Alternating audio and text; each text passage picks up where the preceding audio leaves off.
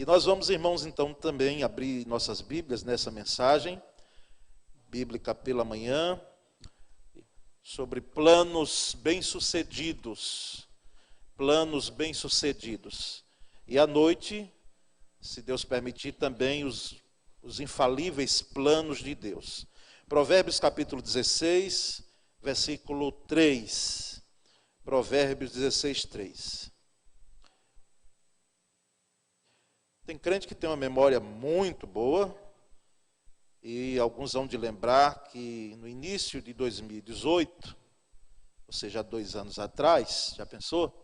Nós trouxemos uma mensagem com o tema o propósito que prevalece. Não sei se você lembra.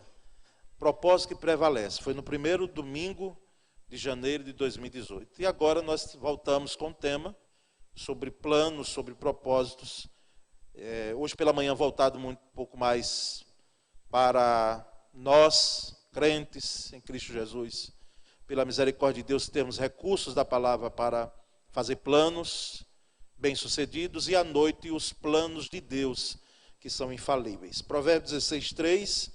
Quero ler na nova versão internacional, sendo que trocaria apenas o primeiro verbo, onde ele tem consagre, eu irei usar confia. Confia ao Senhor tudo o que você faz, e os seus planos serão bem-sucedidos. Amém? Vamos dizer todos juntos? Confia ao Senhor tudo o que você faz, e os seus planos serão bem-sucedidos. Só as mulheres, que a maioria? Confia.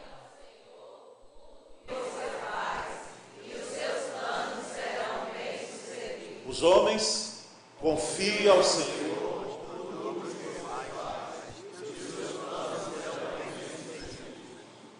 Todos nós mais uma vez juntos. Confia ao Senhor tudo que você faz, e os seus planos serão bem-sucedidos. Não é? Nós, irmãos, temos então essa palavra, não é? Sobre planos bem-sucedidos. Fazendo uma busca no Google, que é um dos sites hoje, pode passar a tela seguinte, um dos sites certamente mais pesquisados, não é?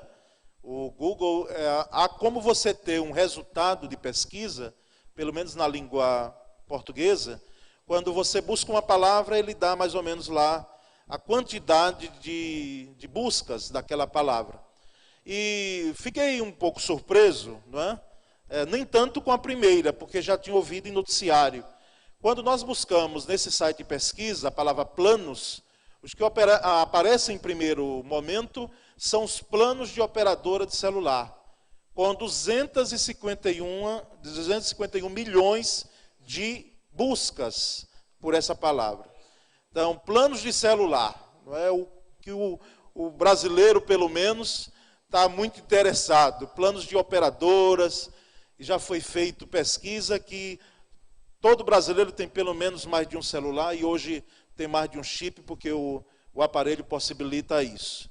Então, planos de celular, planos de operadora, é o que vem disparado em primeiro lugar com essa quantidade de buscas aí.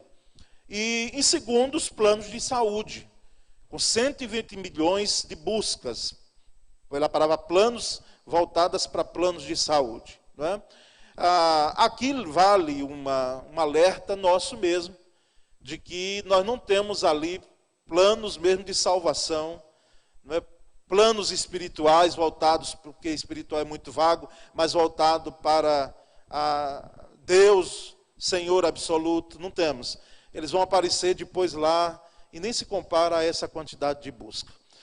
Mas nós entendemos, irmãos, que Provérbios 16, 3, quando o sábio Salomão, que escreveu esse livro, ele diz: confia ao Senhor tudo que você faz, e os seus planos serão bem-sucedidos. Schemple, que é um comentarista bíblico, né, Russell Schemple, ele diz que confia ao Senhor, no sentido hebraico, é a figura de alguém que prepara-se para uma viagem, e antes de iniciar a viagem, ele coloca a sua bagagem, ele rola, na verdade, confia ao Senhor, no hebraico é role ao Senhor. Já pensou? role ao Senhor. Ou seja, ele pega a bagagem antes da viagem, possivelmente em animais como camelo, como cavalo e muito mais o camelo na época, e ele coloca essa bagagem rolando sobre o animal. E ali ele descansa na viagem, porque ele não está obrigado a levar aquele fardo, aquela bagagem durante o transcorrer, durante o percurso daquela viagem. A ideia no hebraico desse texto é essa. É alguém que rola, que entrega, vamos dizer assim, porque o verbo rolar para nós aqui, não é para eles lá não, o hebraico na época não. Mas para nós é entregar, aquele que coloca, deposita a sua bagagem em alguém ou em algo que pode levar, conduzir durante o percurso da sua viagem. E não é isso mesmo, irmãos. Nós não precisamos levar bagagens que não nos pertencem, ou se são nossas, não temos que levar sozinho como formiga. Diz que a formiga, ela leva um peso maior 50 vezes ao seu peso, ao seu tamanho. E nós não somos formigas. Precisamos aprender com as formigas, mas nós não somos. E não é preciso você levar esse fardo, essa carga, esse peso. Precisamos aprender que é preciso rolar a bagagem sobre aquele que é Senhor de nossa vida. Então, o sentido de confiar é isso. Confia ao Senhor, role sobre o Senhor essa carga, não é? Até você chegar ao seu destino, que no nosso caso aqui, é esse ano que Deus está nos concedendo. Com 360 dias, ou 61, porque é bissexto, para nós vivermos, não é? Durante todos esses dias, role ao Senhor a sua vida, role ao Senhor a sua bagagem, entregue ao Senhor a sua bagagem, a sua vida, as suas preocupações. E entendemos que confiar, literalmente, é rolar sobre isso. Como está entregue lá, bem destacado, aliás, no Salmo 37, versículo 5. Entregue o seu caminho ao Senhor, confie nele e ele agirá. A ideia de entregar, a ideia de rolar a bagagem sobre, é entregar sobre o Senhor. Olha aqui, Senhor, não posso levar sozinho. E o Senhor sabe as minhas limitações, então eu estou entregando, eu estou colocando sobre o Senhor toda a minha preocupação, tudo aquilo que eu não posso levar, para que nesse caminho o Senhor me dê graça e me ajude. Planos na Bíblia, irmãos, é uma palavra que sugere colocar as coisas em ordem. Colocar as coisas em ordem. Fazemos planos não apenas na perspectiva futura de alcançarmos algo, mas para colocar as coisas em ordem. O que é que está precisando ser colocado em ordem na sua vida? Você pode responder internamente aí, alguns quem sabe dizer, tem algumas coisas mesmo que eu preciso colocar em ordem. Outros vão dizer, eu tenho muitas coisas para colocar em ordem. Tem coisas que estão desnorteadas na minha vida, na família, no casamento, no trabalho, no dia a dia. A igreja precisa colocar as coisas em ordem. Confiar e fazer planos implica em colocar as coisas em ordem. Mesmo que seja preciso mexer com coisas que nós guardamos há anos. Eu não sei se só é lá em casa ou na sua também, que nós guardamos alguma coisa que nós ganhamos, e elas estão lá num quartinho, não é? Chamados quartinho das bugigangas, né? O quartinho que nós colocamos as coisas que nós nos apegamos ou achamos significativas, porque foi dado por alguém que nós amamos, e nós guardamos ali. Ou foi um tempo desse, um certo pastor, não é, vendo testes antigos de seminário e da universidade, e guardando ali há anos e tantos anos. Interessante que só tinha as notas boas, as notas baixas não tinha, ele não guardou. Não é? Estava ali há anos e uma papelada, não é? Coisas antigas. Fotos não, porque fotos são significativas. Não é? Mas eu estou falando daquilo que nós guardamos. E aí esse pastor se pergunta e diz, mas por que eu tenho que estar guardando isso aqui? Né? Já com traças, inclusive algumas. não é? E cadê as notas baixas que eu levei, né? Não estavam lá, eu só guardei as boas, né, como memória. Então, quem sabe é preciso entrar naquele quartinho agora e fazer uma limpa, né? Abrir o seu guarda-roupa. Eu não sei se você tem, eu estou até me denunciando aqui. Aliás, nem denunciar porque está público e notório. Eu guardo com muito carinho algumas roupas, algumas camisas, né? Gravata é bom porque não implica, mas algumas camisas que eu olho lá de Senhor, como eu gostaria de vestir mais de 2 ou 3 vezes. E está lá na esperança de um dia eu vestir. Está lá na esperança. E eu tenho fé, eu confio de que um dia eu vou vestir. Mas se já guardei, quem sabe, demais. Ou quem sabe tem demais. E eu preciso fazer uma limpa naquele guarda-roupa. Abre o seu guarda-roupa para você chegar em casa hoje. Não é? Ou hoje ou amanhã. E bom é fazer logo hoje. Diz, vou ver aqui o que é que eu vou mandar para Socorro para o próximo bazar. Ou para outra congregação, ou para os projetos. Faça uma limpa. Né? Existem coisas, quem sabe, que você guarda. Entulhos. Não são coisas significativas, são entulhos na sua casa. Agora traga para a sua vida. Os entulhos da sua vida. Amargura, rancor, raiva. A raiva até, a Bíblia diz que não é para se pôr o sol sobre a vossa raiva, né, sobre a vossa ira, mas a raiva em determinado momento é até compreensível, porque nós não somos feitos de ferro. Mas rancor, amargura, não é? Cólera, tudo isso que não presta está lá em Gálatas 5, que são obras da carne, que não nos pertencem. Tudo isso nós precisamos jogar fora, lançar fora. Não permite que eles criem raízes em nosso coração. Então, planos na Bíblia é uma palavra que sugere colocar as coisas em ordem. Coloca as coisas em ordem. Saia decidido nessa manhã, nesse ano, a dizer, eu vou colocar as coisas em ordem, sim. Elas, muitas vezes, exigem. Elas têm um preço, e você vai ver isso. Mas é preciso.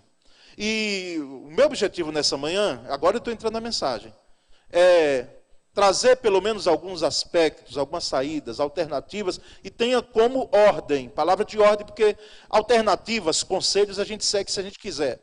Mas quando a palavra de Deus é ministrada, nós precisamos receber como mandamento, como ordem mesmo, como imperativos. Então, quais são os imperativos, quais são os aspectos que eu quero deixar aqui com o irmão, para que esses planos que colocam as coisas em ordem na nossa vida, eles sejam bem-sucedidos. É claro que não vou fazer de maneira exaustiva, todos eles, que não vamos conseguir. Mas pelo menos alguns aspectos. O primeiro deles, não trace planos como se fosse senhor de sua vida. Não trace planos como se fosse senhor de seu futuro. Como você tivesse todo o poder de fazer planos sem ter a dimensão do que acontecerá amanhã, porque nós não sabemos. O nosso hoje, irmãos, o agora, não é? Ele é o tempo, aliás, ele é muito interessante. Porque agora, enquanto iniciamos o culto às 9h01, nós iniciamos e esse início de culto já é passado. Ele já não é mais hoje, ele já não é mais presente. Já ocorreram algumas coisas aí durante o transcorrer, já louvamos, já adoramos, já entregamos oferta, já ouvimos louvor, já fizemos orações, então é passado. Então não faça planos, não trace planos como se fosse senhor de sua vida, o senhor de seu futuro. Veja aí em Tiago capítulo 4, 13 a 15, o texto que inclusive nós lemos aqui no início dessa devocional. E eu quero reler com você, Tiago 4, 13 e 15. Se você enxergar aqui, pode até pegar uma carona aqui na tela. Diz assim, ouçam agora, vocês que dizem, hoje ou amanhã iremos para esta ou aquela cidade, passaremos um ano ali, faremos negócios e ganharemos dinheiro. Vocês nem sabem o que acontecerá amanhã, que é a sua vida. Vocês são como a neblina que aparece por um pouco de tempo e depois se dissipa. Em vez disso, deveriam dizer, se o Senhor quiser, viveremos e faremos isto ou aquilo. Tiago é uma carta que nós aprendemos, né? Que ela é uma carta prática. Ele não alisa, não. Ele traz algo prático para a nossa vida. Ele não traz teoria sem a prática.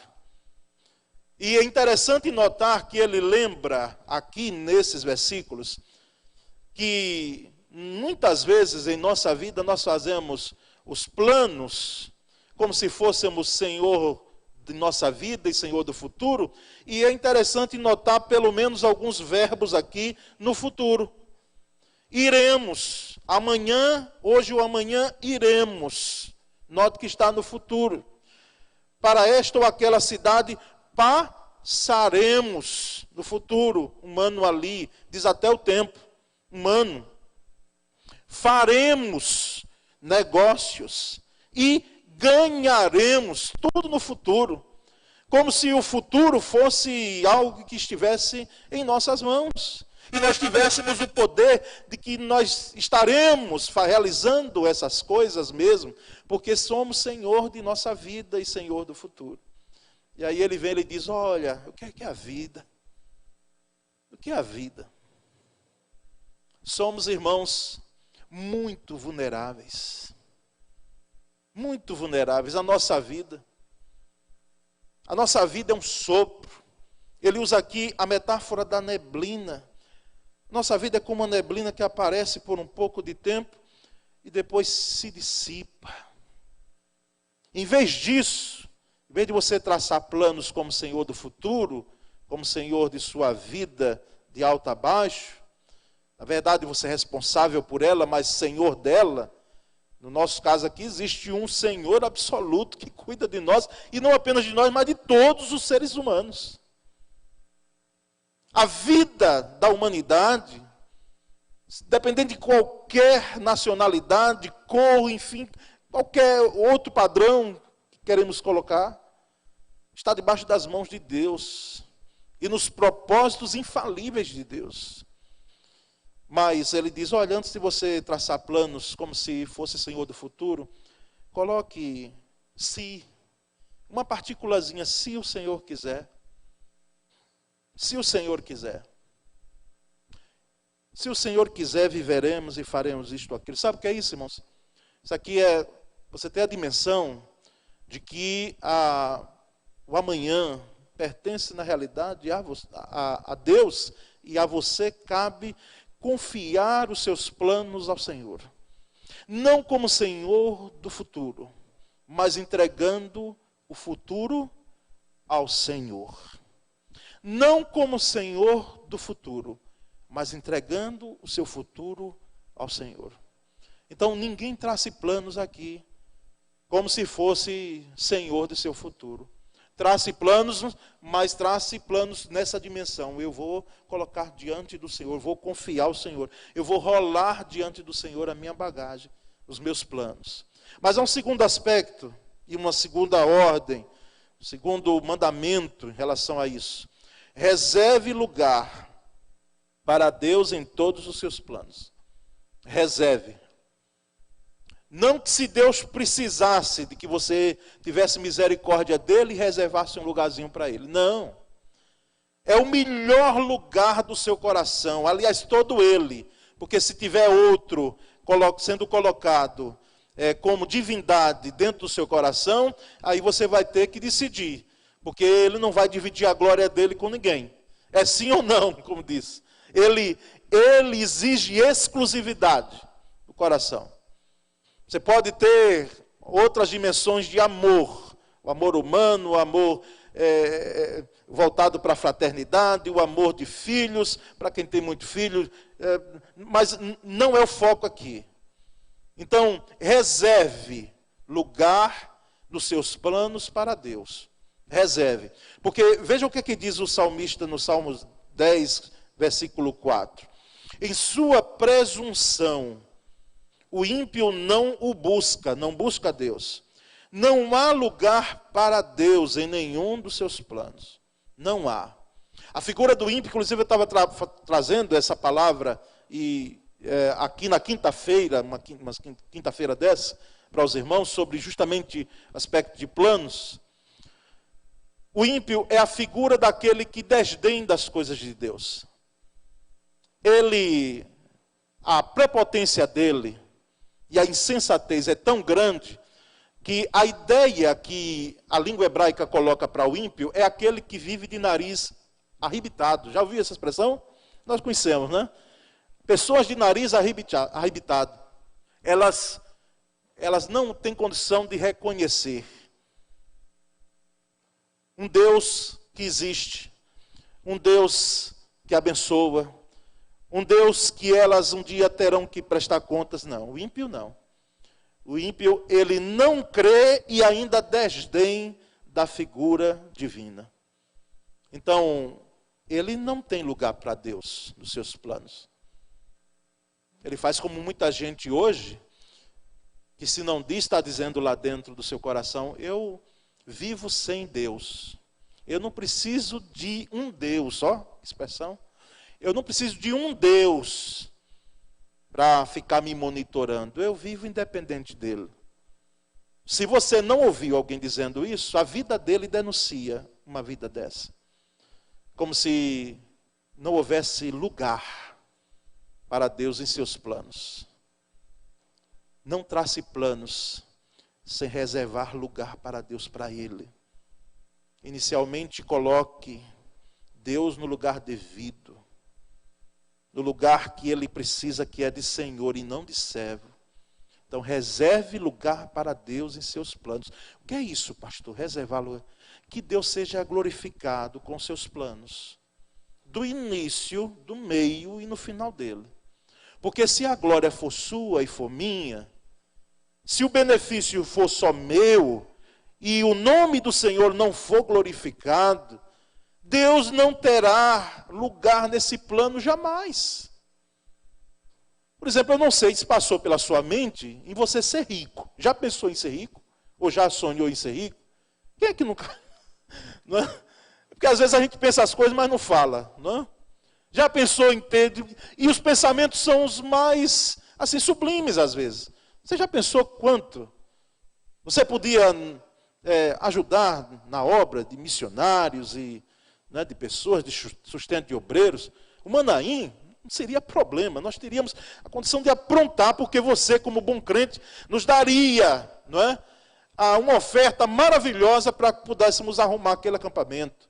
E aí nós íamos pensando, sempre pensando, mas meus queridos, se a glória não voltar para Cristo Jesus, se não reservarmos lugar para Deus nesse planejamento, você pode ter os pensamentos os mais sublimes, mas não terá Deus espaço nesse planejamento.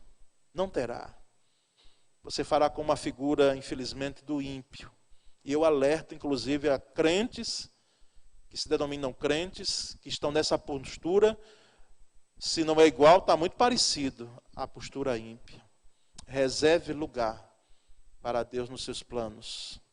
Mas há um terceiro aspecto em relação a planos bem-sucedidos. Não tome decisões precipitadas. Não faça decisões precipitadas. Provérbios 21:5, o próprio sábio Salomão, ele diz: os planos bem elaborados levam à fartura, mas o apressado sempre acaba na miséria. O apressado sempre acaba na miséria. Eu sei que também tem, como já falei em outro momento, a questão do vagaroso demais. Já viu? Gente que vai planejar e planeja 100 anos, parece. Não é? Ele não sabe fazer nada bem prático, tem que ser algo assim bem demorado.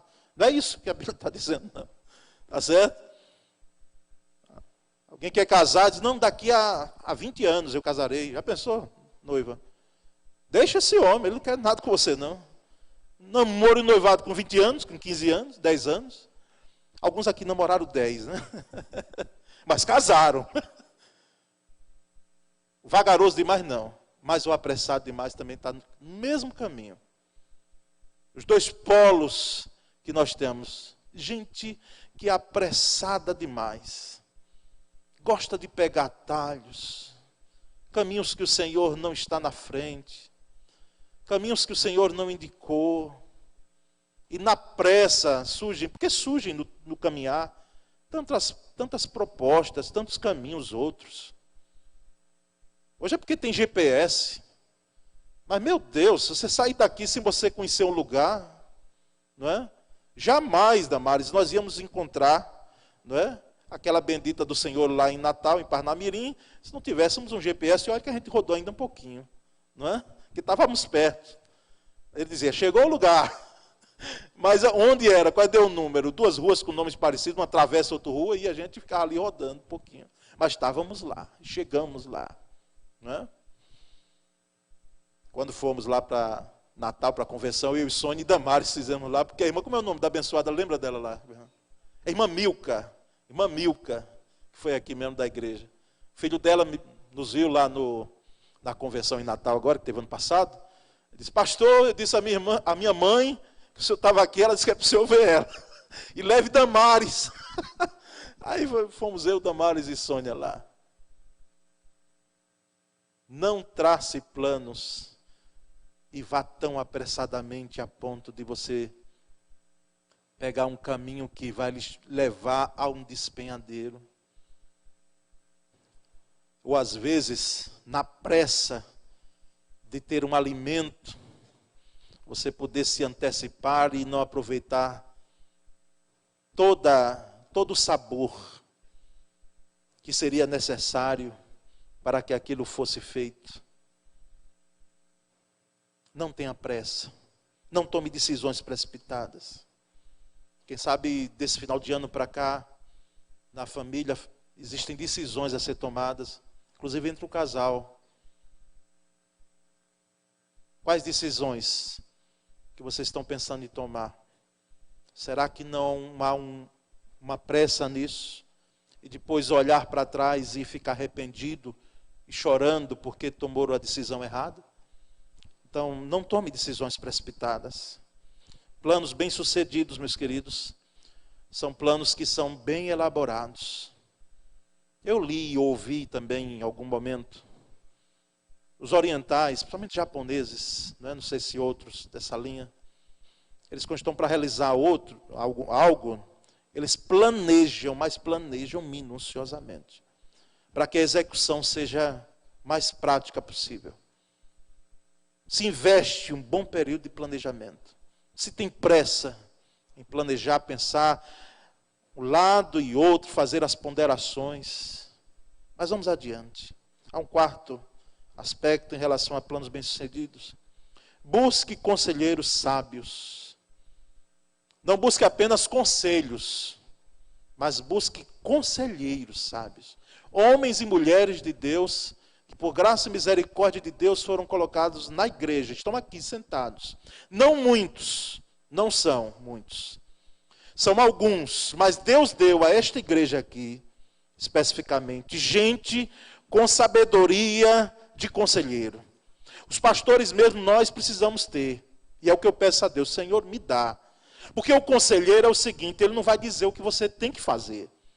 Porque muitas vezes as pessoas, quando estão atrás dos conselheiros, e de pastores em especial, elas querem que o pastor ou o conselheiro diga o que tem que fazer. E não vamos fazer isso, porque o conselheiro, ele vai ajudar a você ver de um outro foco. Ele vai ajudar, quem sabe, acendendo algumas luzes para que você veja em que decisão tomar, que direcionamento fazer. Mas nós não falamos para as pessoas o que tem que fazer. Mas nós ponderamos, inclusive na palavra, que é a conselheira por excelência nossa. E mandatária da nossa vida, regra de fé e prática nossa. Então busque conselheiros sábios. Busque conselheiros sábios. Provérbios 15, 22, o sábio Salomão também diz, os planos fracassam por falta de conselho, mas são bem-sucedidos quando há muitos conselheiros. Os planos fracassam quando não há conselho. E fracassam quando também não se ouve conselho. Porque a bem da verdade, em algumas situações da sua vida, da minha vida, nós tivemos conselho. Alguém enviado por Deus, não precisa ser um anjo de luz, ou o anjo Gabriel, ou o anjo tal, o anjo fulano tal, nada disso. Gente de carne e osso como a gente, às vezes pai e mãe, às vezes não, geralmente pai e mãe, em exercício maravilhoso e profundo da paternidade e maternidade. Como já falei aqui, Às vezes chega e diz, meu filho, minha filha, é isso mesmo que você vai fazer? Essa situação, você vai permanecer dessa forma? E quem disse que o bendito, a bendita escuta? Quebra o pau nos ouvidos, desculpa a expressão, mas a gente conhece, né? E vai em frente. E aí os planos não podem ser bem-sucedidos. Aí depois diz, ô meu pai, ô minha mãe. E aí pai e mãe, não é? Como deve ter sempre coração, não é? Voltado para agasalhar, segura. Às vezes um outro diz, olha minha filha, está vendo meu filho? Bem que seu pai avisou, né? Conselheiros, gente na igreja que Deus levanta. Eu estava num restaurante aqui na cidade, estava celebrando o noivado de alguém daqui da igreja. Depois sentei, chega alguém que eu nunca vi em minha vida. E disse, Deus tem uma palavra para você. Olha, pastor Batista, Deus tem uma palavra para você. O irmão recebe. Eu digo, ô meu irmão, pode dizer, que esse coração aqui está amolecido. Se for de Deus, vai vir, né? Vai se cumprir. E aí ele me falou coisas, inclusive do ministério aqui, na igreja. Inclusive aqui. Coisas que lá dentro eu nem sabia e outras eu já sabia e estava lá remoendo. Não sei o nome dele até hoje, não perguntei. Ele deixou lá, saiu, disse, Deus abençoe e tal. Obrigado por isso. Conselhos, Deus enviou aquela pessoa lá que eu nem sei quem é. Conselhos sábios. Eles são bem-sucedidos nos nossos planos quando nós damos ouvidos a conselhos sábios. Porque cuidado com os conselhos errados. Porque Roboão também fez isso. Ele foi se aconselhar com gente que não deveria, que não tinha sabedoria. E foi uma lástima, foi uma tragédia. Não é? É claro que, através de Micaías, o profeta, e nós vamos ver um pouco isso hoje à noite, Deus tinha dito, foi eu que fiz isso. Não é? Foi eu que fiz isso, em Reis tem lá, foi eu que fiz isso. Mas note que os homens cooperam para os propósitos de Deus, sejam eles bons nas suas atitudes. Ou muitas vezes em desespero, na agonia de algo apressado e na falta, né, da busca de conselheiros. Muitas vezes também cumprem os propósitos de Deus. Dentro desse aspecto nós podemos chamar negativo, mas muitas vezes são propósitos que Deus já tinha feito, determinado para que acontecesse. Isso é muito profundo. À noite trataremos um pouco mais pela graça de Deus. Mas, irmãos, há um quinto e último aspecto. Além de buscar conselheiros sábios, calcule o preço para terminar o que você planejou. Calcule. Em Lucas 14, 28 a 30, Jesus disse isso. Qual de vocês, se quiser construir uma torre primeiro, não se assenta? Assenta. Olhe, momento, nada de pressa, nada de fazer cálculo em pé, ou na correria, se assenta. Não é? E calcula o preço. Até grafei aí, como dizia um professor meu, grifei, sublinhei embaixo. Calcula o preço. Para ver se tem dinheiro suficiente para completá-la. Pois se lançar o alicerce e não for capaz de terminá-la, todos os que a virem, rirão dele, dizendo, este homem, ou esta mulher, este jovem, começou a construir e não foi capaz de terminar. Porque não calculou o preço. Porque não fez planejamento adequado. Uma das coisas mais feias que existem nesse campo de político, né, são as obras não terminadas de um ou outro gestor. É uma coisa feia, irmãos. Não são elefantes brancos, são elefantes horríveis. Eu não sei porque botaram até o nome de elefante, que até deprecia o nome do animal, não é tão forte. Uma total irresponsabilidade, muitas vezes, com dinheiro público.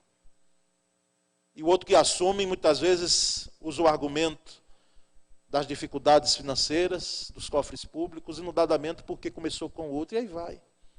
É horrível quando nós notamos isso. Obras que foram iniciadas, mas não foram acabadas. Como a igreja tem que ter a voz profética, não apenas para o lado espiritual, mas também para o lado social e humano, porque os profetas também apontavam isso. É uma vergonha essa BR que dá acesso aqui ao nosso lado norte do país. 235, né? Essa que dá acesso a Maceió, que vai aqui, como me ajudem aqui, né? 101, aliás, 101, parte norte. Uma lástima. Quantas vidas não já foram ceifadas ali? Não se termina nunca aquilo ali, mesmo com empenho. Às vezes a gente passa, tem alguém lá fazendo alguma coisa. E eu estava ouvindo no noticiário um tempo desse, que o dinheiro veio e foi embora. É como se ela tivesse concluída, mas não está. Ele foi pelos ralos, obras inacabadas. Obras que tiveram seu início, mas não tiveram o seu final, o seu término. Jesus está alertando a mim. Jesus foi quem disse isso aqui. Inclusive ele estava falando do preço de seguir, o preço do discipulado. No contexto é isso. Olha, você preste bem atenção. Se você quer mesmo me seguir, se você quer ser mesmo um discípulo de Jesus, porque a coisa não é fácil não, você tem que calcular isso. Porque você vai ter implicações de você chegar até o final, de você terminar a obra que você iniciou. Calcule o preço. Planos bem-sucedidos, irmãos, são planos que nós calculamos o preço para terminar o que nós iniciamos. E aí eu trago para você e para mim. Quantas vezes nós já iniciamos alguma reforma em nossa vida e não terminamos? Quantas vezes?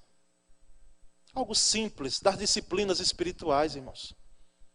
Eu não vou passar um dia sem ler a Bíblia.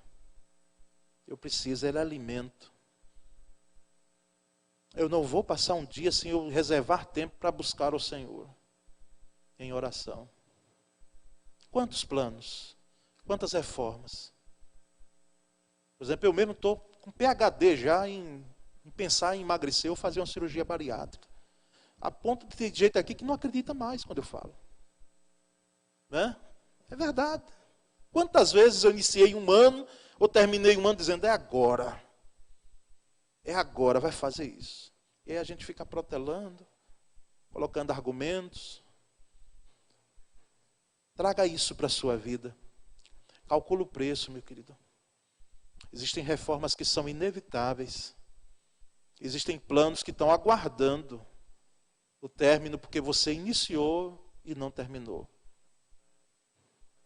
Que Deus nos dê graça, no primeiro domingo desse ano, 2020, a nós fazermos planos bem-sucedidos, não é? E nós termos êxito na nossa caminhada. E termos...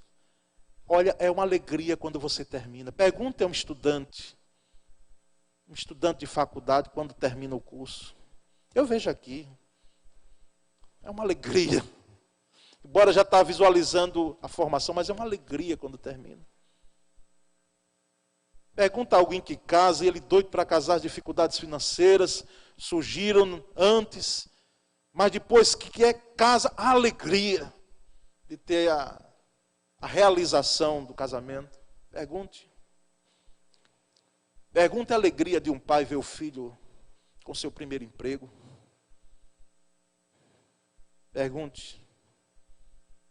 Pergunte a alegria de um pastor e da igreja, e dos pais e dos familiares, ver alguém liberto para Cristo Jesus, servindo ao Senhor numa vida que não tinha nada mais a ver, não tem nada mais a ver com aquele que levava antes, porque reformas precisam ter terminadas.